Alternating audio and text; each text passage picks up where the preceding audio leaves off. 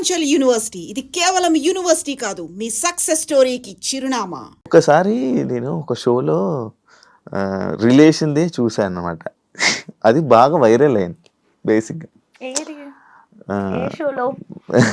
Sai love, అదే ఈ love పెళ్ళి అని చెప్పి అప్పుడు అది మా నాతో నేను మూవీ, నేను ఒక మూవీ చేశాను అనమాట, నాతో నేను అని చెప్పి. దానిలో మనోడే హీరో, తను హీరో, నేను హీరోయిన్. నేను సాయి కుమార్ గారు, రాజీవ్ కనకాల గారు, ఆదిత్య ఓం, ఇలా చాలా మంది ఉన్నారనమాట ప్యాడింగ్. సో ఆ రోజు ఎవరికి కుదరలేదు ఆ షోలో ప్రమోషన్స్ కి రావడానికి. నేను సాయి ఉన్నాం కాబట్టి మా ఇద్దరితో అది స్కిట్ లాగా ప్లాన్ చేశారు. బట్ ప్రోమోలో ఏం చేశారు అంటే ఓన్లీ ఆ స్కిట్ కాకుండా ఏదైతే ఆ పార్ట్ మెయిన్ పార్ట్ ఉంటుందో ఆబ్వియస్లీ అయ్యే చేస్తారు కదా, ప్రోమోస్ లో అవే వస్తాయి. సో అట్లా ప్రోమో చేశారు. కానీ బాగా వైరల్ అయింది కదా. అడిగారా? చాలా చాలా మంది అనుకున్నారు మీరు రిలేషన్ నిజంగా రిలేషన్ అని అనుకున్నారు. పెళ్ళి అయిపోయింది అనుకో చాలా మంది అనుకున్నారు, బట్ అవ్వలేదు. ఇప్పుడు రిలేషన్ లో లేవా? ఏంటి ఎప్పుడు రిలేషన్ ఎవరితో సాయితున్నా? సాయితో కదా, ఎప్పుడు రిలేషన్ లో లేవా అంటున్నాను. ఎప్పుడు లేనా? ఏది రిలేషన్ ఉందా? ఉన్నాను. ఎందుకు బ్రేకప్? మరి అటు సైడ్ నుంచే వద్దనుకుంటే. మరి నీకు నార్మల్ గా లవ్ అంటే నీకు ఒక ఐడియా ఇది ఉంటది కదా, ఇలా ఏం లవ్ చేయాలి, ఏం లవ్ చేయకూడదు అని, అవేమి నీకు తెలీదా? అట్లా అట్లా తెలిస్తే మనం ఎట్లా ఎందుకుంటాం? ఏం చూసి లవ్ ఎదుర్కొండేలా కూర్చొని ఏం లవ్ చేయాలంటే ఏం చేస్తావు, ఏం చూస్తావు నార్మల్ గా?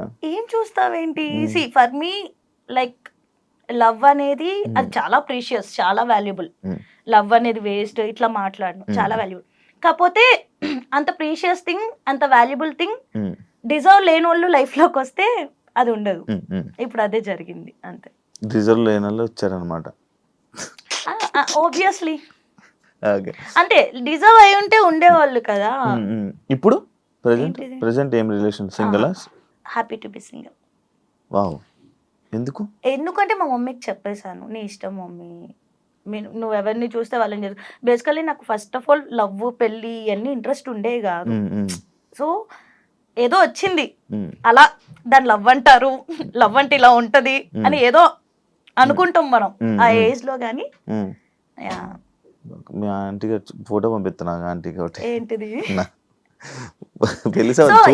మమ్మీకి లైక్ మా రిలేటివ్స్ లోనే చాలా మంది ఉండే అన్నమాట. సో చాలా మంది అంటే అంతమంది కూడా లేదులే, కొంతమంది. సో వాళ్ళు అడగడము అట్లా ఉండే. కానీ ఏమో మమ్మీ ఇష్టం అని చెప్పాను, బట్ నాట్ నా. ఇప్పుడు కొంచెం ఇల్లు మొత్తం క్లియర్ చేసుకోవాలి మెయిన్. అది మా మమ్మీకి రీజన్ కూడా అదే చెప్తున్నా, మమ్మీ ఫస్ట్ ఇల్లు క్లియర్ అయ్యాలి, తర్వాత పెళ్ళి. ఇప్పుడు ఏమీ అంత తొందర ఏం లేదు అని చెప్పి. ఇప్పుడైతే not at all interested in marriage. అప్పుడే పెళ్లి చేసుకో. పెళ్లి చేసుకున్నప్పుడు చెప్పు. మామూలుగా అప్పుడు ఇంటర్వ్యూ చేస్తాం. ఇండస్ట్రీలో ఇప్పుడైనా ఎలాంటివైనా ఫేస్ చేసావా? కమిట్మెంట్ లాంటివి అలాంటివి ఏమన్నా నీకు ఇబ్బందులు ఎదురయ్యా? అంటే ఫేస్ చేశానా అంటే డైరెక్ట్గా ఎప్పుడు ఫేస్ చేయలే. ఫోన్ కాల్స్లో ఫస్ట్ నేను వెళ్ళి నెరేషన్ వినడం. సో డైరెక్టర్ ఎదురుగుండా ఉన్నప్పుడు, ప్రొడ్యూసర్ ఎదురుగున్నప్పుడు నెరేషన్ వినేదాన్ని. ఇంటికి వచ్చాక కాల్స్ వచ్చాయి అనమాట. అగ్రిమెంట్ కి ముందు కరెక్ట్గా రేపు అగ్రిమెంట్ అన్నప్పుడు ఈ రోజు నైట్ నాకు కాల్ వచ్చేది. సో ఇట్లా నువ్వంటే క్రష్ అంట, ఇంట్రెస్ట్ ఉందంట, లైక్ ప్రొడ్యూసర్ కానీ డైరెక్టర్ కానీ అలా కొన్ని కాల్స్ వచ్చాయి.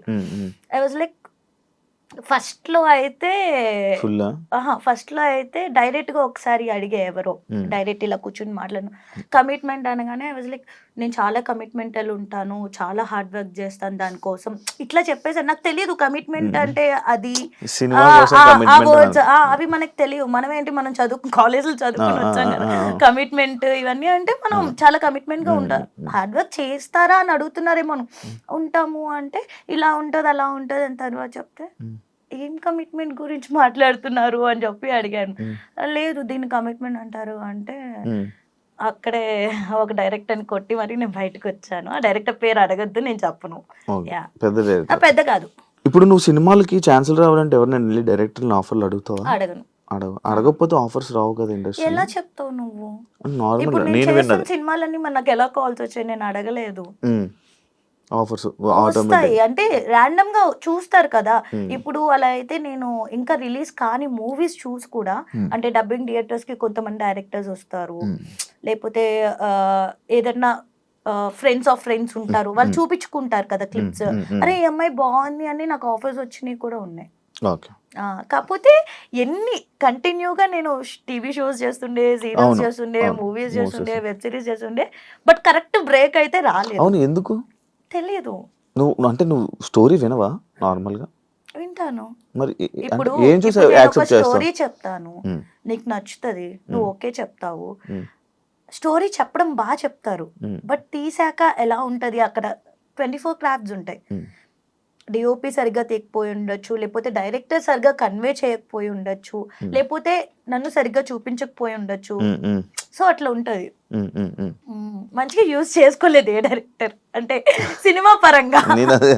అదే అంటే మళ్ళీ నువ్వు ప్రోమోలో వేసుకుంటావు. కేబీకేజీ కిరాక్ బాయ్స్ కి అడిగారు, ఎందుకు ఎలిమినేట్ అయిపోయావు, రీజన్ ఏంటి? తెలియదు నాకు.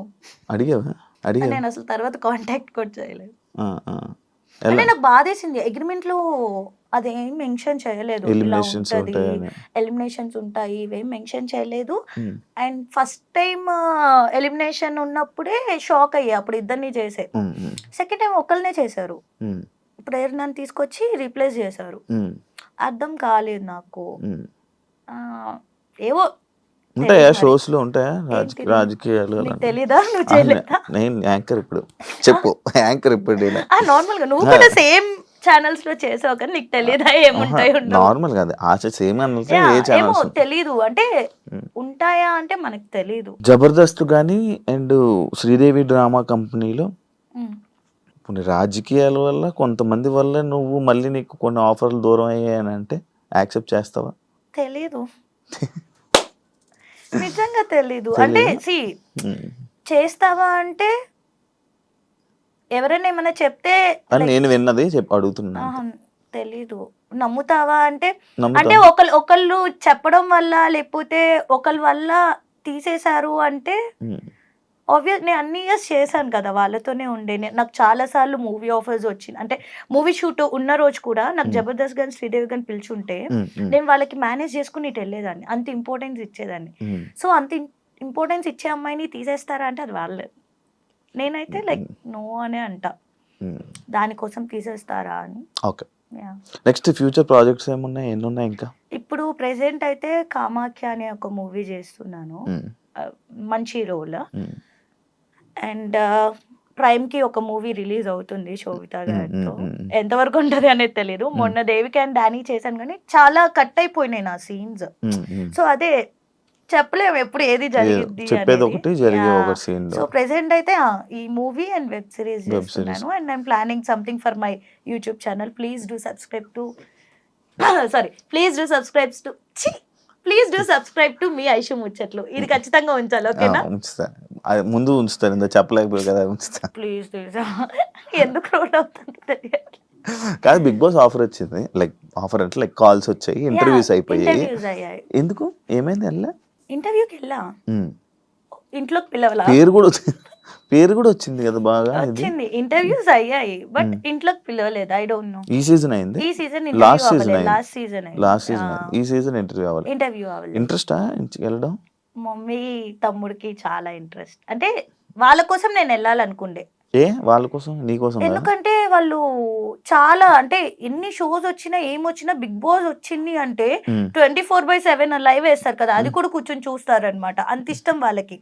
అండ్ వాళ్ళు ఎప్పుడు అనేవాళ్ళు, ఐషు ఎవరు అంటే ఎవరో తెలియని ఫేసెస్ కూడా వెళ్తున్నాయి, నీ ఫేస్ కొంచెమైనా తెలుసు కదా అందరికి జనాలకి, మరి నువ్వు స్టార్ అని చెప్పట్లా, అట్లీస్ట్ తెలుసు కదా, నిన్ను ఎందుకు పిలవట్లేదు అంటే తెలీదు మమ్మీ, తెలీదు అని చెప్తా. బట్ వాళ్ళకి ఇష్టం నన్ను ఆ బిగ్ బాస్ స్టేజ్ మీద చూడాలి అని. And my mom loves Nagarjuna, so ఆయన పక్కన నన్ను చూడాలి, మాట్లాడాలి అని ఇష్టం. నా సీజనే మీ అమ్మగారు చూసారంటే అర్థమైపోయింది బిగ్ బాస్ బాగా చూస్తారని. చాలా, నేను కూడా తెలియదు. ఓటీటీ అప్పుడు. అవును, అసలు చాలా ఇష్టం వాళ్ళకి బిగ్ బాస్ అంటే. ఇంకా నేను అంటే లిటరల్లీ చెప్తాం కదా మమ్మీ డ్రీమ్స్ తీర్చాలి అని, ఆబ్వియస్లీ ఇది కూడా మా మమ్మీకి ఒక డ్రీమ్ లాంటిది, అదేంటో తెలియదు. షీ ఆల్వేస్ ఆస్క్ మీ ఎలా ఏంటి అని.